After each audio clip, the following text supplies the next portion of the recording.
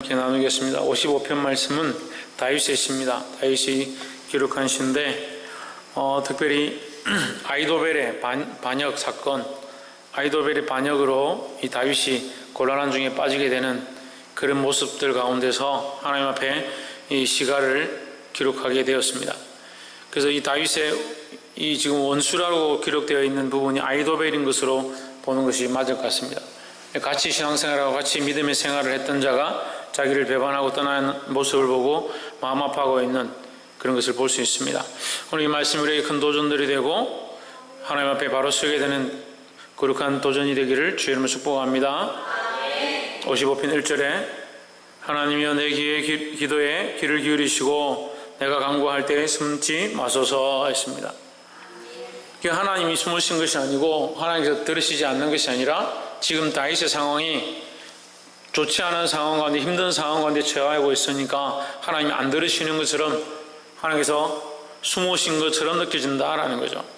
그래서 이 시의 이 식구와 이 내용들은 결국 자기의 상황과 입장을 표현한 것 뿐이지 하나님 그렇다라고 말하는 건 아니다라는 거예요. 2절에 내게 굽히사 응답하소서 내가 근심으로 편치 못하여 단식하오니 했습니다. 그러니까 근심하고 단식한다. 그러니까 내가 근심스럽고 단식이 나오는 그런 상황이니까 하나님이 들으시지 않는 것처럼 느껴진다라는 거죠. 3절에 이는 원수의 소리와 악인의 압제의 연고라. 저희가 죄악으로 내게 당하며 노하여 나를 핍박하나이다 하십니다. 우리가 사실 이런 상황들이 우리에게 얼마든지 닥칠 수 있는 겁니다. 우리가 잘 될 것 같고 하나님과 같이 있는 것 같고 하나님 앞에 예배하고 주의 말씀대로 살고 있지만 때로는 원수들이 더 잘 되고 원수가 흥하는 것들을 많이 보게 된다는 거죠. 우리의 생각에는 우리가 믿음으로 살고 우리가 하나님 말씀대로 계속 순종하려고 하기 때문에 우리가 잘 되고 원수들은 안 되고 힘든 일은 악한 것들이 죄를 짓는 것들이 당하고 우리는 평안이 있고 뭔가 하는 것마다 잘 되고 축복될 것 같은데 실제는 안 그런 거죠. 실제로는 하나님 말씀대로 사는 우리가 더 어렵다. 하나님 말씀대로 사는 우리에게 더 환난이 있다. 하나님 말씀대로 살려고 몸부림치는 우리에게 살아가기 힘든 문제들이 더 많이 있다. 그래서 하나님은 안 계신 거고 하나님은 숨은 것처럼 보이고 그래서 하나님은 나를 돕지 않는구나 그렇게 생각할 수 있습니다. 근데 사실 그것은 철저하게 우리 기준이죠. 내가 보기에 그렇다 이 말이죠. 내가 보기에 그러면 내가 보기에 그렇다라는 것은 결국 나의 기준을 가지고 있고 내가 행복하고 잘 돼야 복 받는 것으로 착각하고 있기 때문에 문제다라는 거죠. 많은 사람들이 이단에 왜 빠지냐 제가 곰곰이 생각해 봤습니다. 이단에 왜 빠지고 사이비에 왜 빠지고 다른 종파에 왜 빠지고 다른 종교로 떠나갈까? 결국 자기를 사랑하는 것 때문에 돈 때문에 먹고 살기 위해서 자기의 행복의 기준 때문에 거기 가면 병이 낫는다 거기 가면 돈을 번다 거기 가면 놀라운 기적이 있다 꼭 거기 빠지는 거예요. 그 기준이 뭐냐? 자기죠, 자기. 우리는 우리를 사랑하는 것이 아니라 우리는 하나님을 사랑하는 거예요. 우리의 마음이 순수하게 하나님을 사랑하고 하나님께 영광 돌리는데 그 방향을 맞출 때 참 놀라운 은혜가 있다라는 겁니다. 우리의 은혜가 뭐냐? 우리의 복이 뭐냐? 그 말로는 예수 그리스도 하면서 실제로는 남들보다 왜 복을 못 받습니까? 나는 왜 믿음으로 사는데 왜 이렇게 뭐가 안 됩니까? 그렇게 생각하는 거예요. 그 기준이 뭐냐는 거죠. 기준을 자기에게 맞추고 자기 기준에 이렇게 되는 것이 좋은 건데 그렇게 안 됐을 때는 자기가 지금까지 믿었던 믿음 자체를 송두리째 뒤집어 엎은 그게 뭐 하는 거냐는 거예요. 그 안 믿는 사람들은 뭐가 달라요? 안 믿는 사람들이 복을 받을 때 안 믿는 사람들이 잘 될 때 내가 뭘 했더니 잘 됐다 그렇게 하는 것과 뭐가 다르냐고요. 우리가 뭐 해가 잘 되면 내가 교회 다니니까 하나님 믿으니까 잘 됐다 안 되면 하나님 안 믿을 거냐는 거예요. 다시 물으면요, 우리 안에 잘 되는 것이 하나님보다 크냐는 거예요. 우리가 복 받는 것이 하나님보다 크냐는 거죠. 우리가 하나님을 믿기 때문에 하나님 우리에게 복을 주셨습니다. 복을 줘도 문제고 복을 주지 않아도 그 복이 하나님보다 크냐는 거예요. 내가 원하는 이 기준이 하나님보다 크냐는 거죠. 그럼 당신들은 도대체 뭘 믿냐는 거예요. 하나님을 믿는 거냐고, 복을 믿는 거냐고, 잘 되는 것을 믿냐고, 형통하는 걸 믿냐고요. 너무나도 잘못되어 있는 이런 신앙의 가치관들 들고, 그리고 결국 하나님이 뭐예요? 자기가 보는 시각에 만들어 놓은 그 울타리 안에 있는 하나님. 이거 벗어나 있으면 하나님 없는 것처럼, 하나님 숨으신 것처럼, 하나님 응답하지 않는 것처럼. 말씀을 그만큼 공부하고 말씀을 그만큼 바라보는 사람들이 결국 하나님을 자기 잣대와 자기 기준에다 감싸버려. 자꾸 감싸버려. 자꾸 감싸서 요 안에 하나님을 집어넣으면 뭐가 됩니까? 뭐가 돼요? 해칠한 무덤이 돼요. 해칠한 무덤. 죽은 거예요. 죽은 거. 살아계신 하나님, 전능하신 하나님이 왜 여기 갇혀 있어야 되냐고요. 우리의 신앙이라는 틀 안에 갇혀 있어야 되냐고요. 이해가 안 돼요? 왜 하나님을 가둡니까? 왜 자기 복의 기준으로 그 하나님을 만들어버리냐. 그러니까 항상 신앙이 열심히 하고 열정을 가지고 주를 위해 사는 것처럼 보이는데 이 안에 갇혀 있는 거예요. 생사화복이 주님께 있는 게 아니고 내 삶에 생사화복이 조금만 안 되면 하나님 없는 거예요. 이게 심각한 병이라니까요. 신앙을 현상과 동일하게 생각하는 거예요. 그래 뭐 장사 좀 잘 되고 돈이 좀 들어오고 수입이 좀 생기면 하나님 나를 축복하시는 것 같다. 내가 이만큼 하나님 앞에 했더니 축복하시는 것 같다. 그럼 안 되면 하나님 안 살아계시는 것 같다. 안 되면 하나님 나를 미워하시는 것 같다. 도대체 왜 결과를 가지고 현상을 가지고 눈에 보이는 것도 가지고 하나님을 판단하냐고요.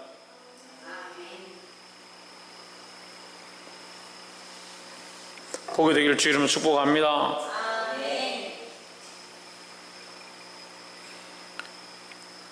우리 앞에 보이는 이 현상들로 하나님을 판단해서는 안 된다라는 겁니다. 진영이 뭐 하면 안 된다고? 보이는 현상들로 하나님 판단하지 말라라는 거죠.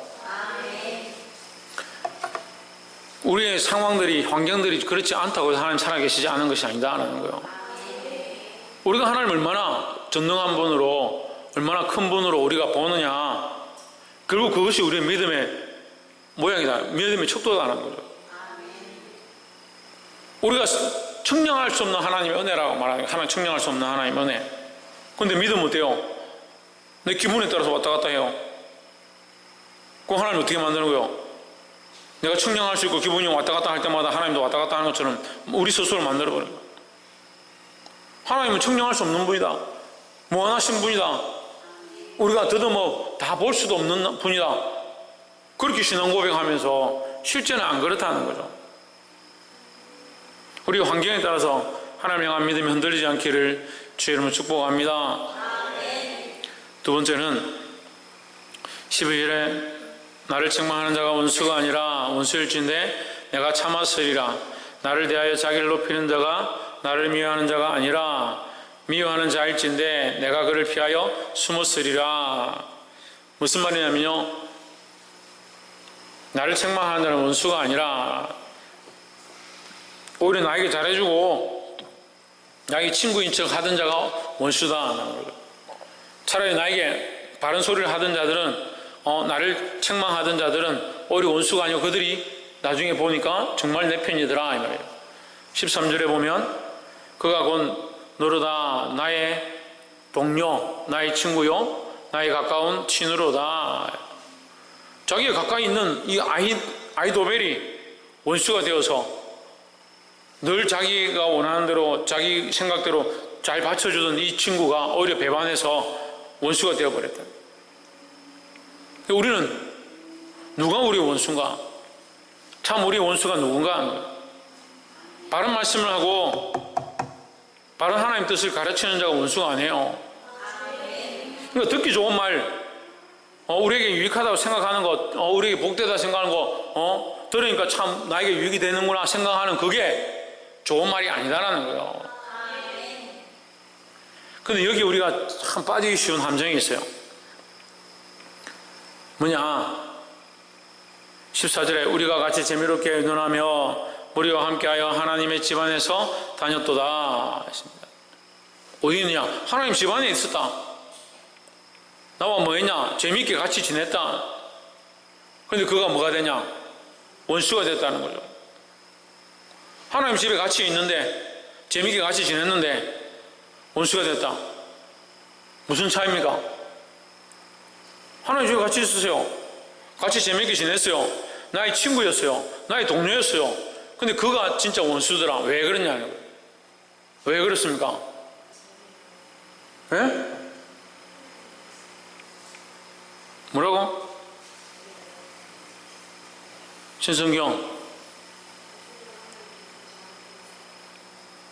최원영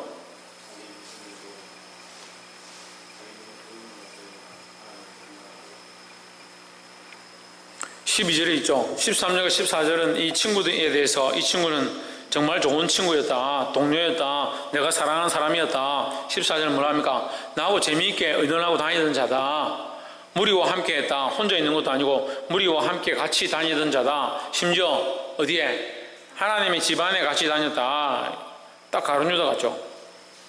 예수님 곁에 있고 예수님과 입 맞추고 예수님을 팔았죠. 그 원수가 멀리 있는 게 아니에요. 내 곁에 있는 거예요. 곁에 있는 사람일수록 어떻게 되냐? 가까이 있는 사람일수록 어떻게 되냐? 말씀 앞에 굴복하게 만들어야 되는 거예요. 말씀 앞에 굴복하지 않으면 그게 원수가 되는 거예요. 가족이라고 한 배를 탔다 생각하면 안 돼요. 믿음으로 같이 가지 않으면, 홍진은 뭐 하지 않으면, 누가?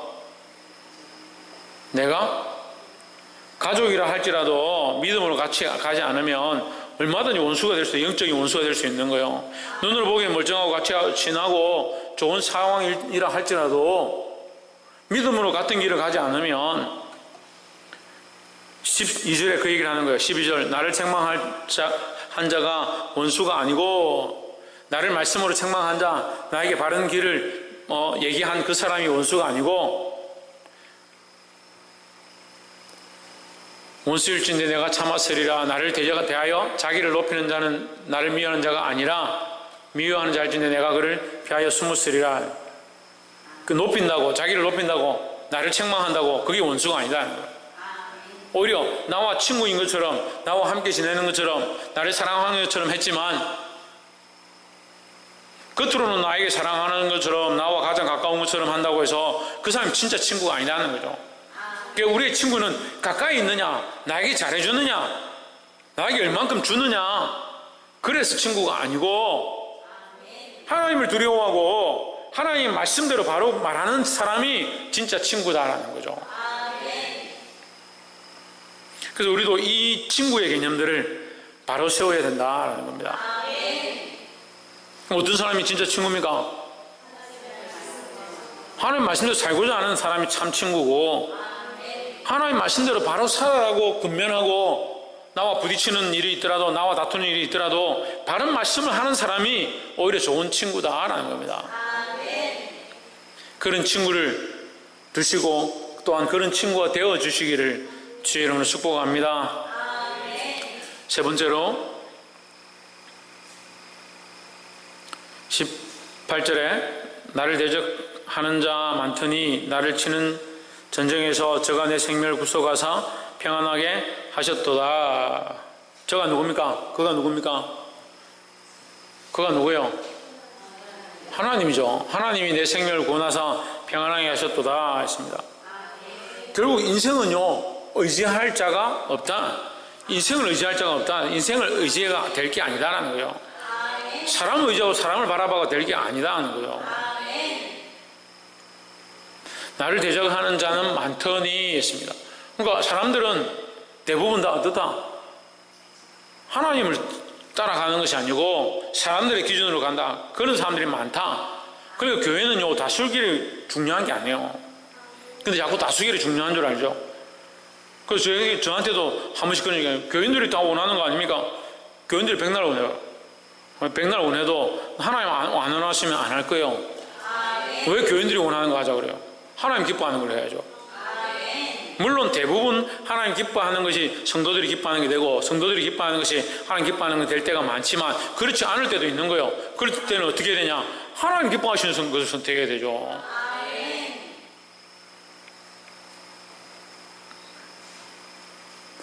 16절에 나는 하나님께 부르짖으리니 여호와께서 나를 구원하시리로다 했습니다. 이게 신앙의 고백이죠. 친구가 중요한 것이 아니고, 복받고 환경이 잘 되는 것이 중요한 게 아니고, 나의 상황은 어떠한 것이 중요한 게 아니라 진짜 중요한 건 뭐냐? 하나님은 나를 구원하실 것이라는 믿음을 가지는 거예요. 그러니까 이 시편 55편의 전체적인 말씀들을 이렇게 보면 다윗이 왜 이럴까? 이런 상황에서 하나님이 왜 응답하지 않는 것처럼 보인다라고 얘기할까? 응답하지 않는다는 게 아니고 하나님 안 계시다는 게 아니라 지금 내 상황은 하나님이 없는 것 같은 그런 어려움에 있다라는 것을 표현하는 것이고, 그의 신앙 고백은 여기 있는 거예요. 나는 하나님께 부르짖으리니 여호와께서 나를 구원하시리로다. 부르짖는 것과 구원이 함께 있는 거예요. 내가 부르짖을 때 하나님은 항상 응답하시고 구원하신다. 이 믿음의 확신을 가지고 있는 거예요. 할렐루야. 그러니까 환경이 지금 당장 바뀌지 않고, 상황이 지금 당장 좋아지지 않고, 가난함이, 힘듦이, 어려움이 내게 여전히 있다 하더라도 나는 하나님께 부르짖을 것이고 하나님 나를 구원하실 것이다. 이 믿음을 가지고 있는 거예요. 할렐루야. 그럼 뭘 회복해야 합니까?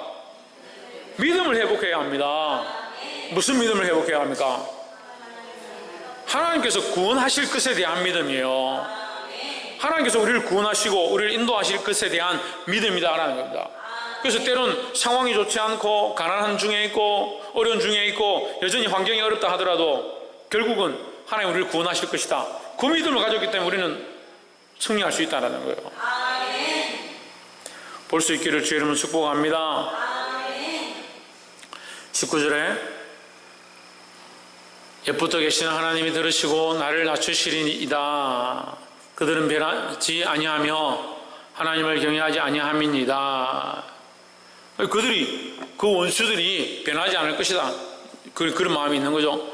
원수들이 나를 공격하고 나를 미워하고 하나님 앞에서 나를 대적하지만 그들이 변하지는 않을 것이다. 그럼 누가 변하냐?